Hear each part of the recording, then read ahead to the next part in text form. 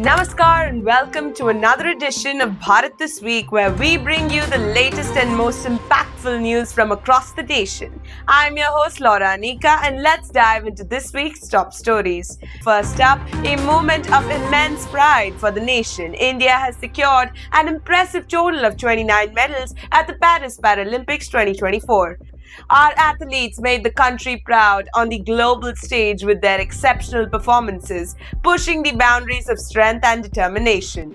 Next, in a significant move, Home Minister Amit Shah has announced the renaming of Port Blair to Sri Vijayapuram. This change is aimed at paying homage to the ancient kingdoms and their historical significance, drawing inspiration from Indian heritage. Moving on to the tech sector, India's semiconductor industry is set for a major boost as Semicon India 2024 concludes with remarkable success. The event, which focused on accelerating India's position in the global semiconductor market, saw key discussions and partnerships formulating new strategies.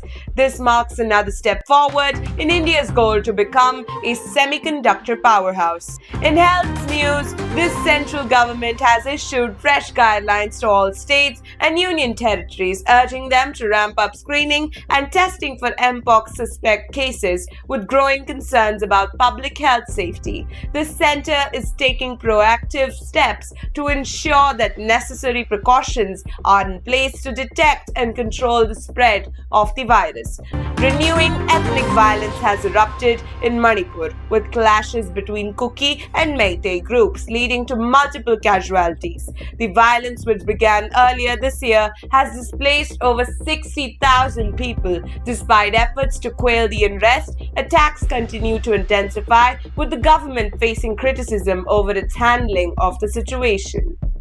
Finally, a big update from the national capital, Delhi. Chief Minister Arvind Kejriwal has been granted bail after spending nearly 6 months in jail over the Delhi excise policy scam. This high-profile case has kept the political landscape abuzz, and his release could have significant implications for Delhi's political future.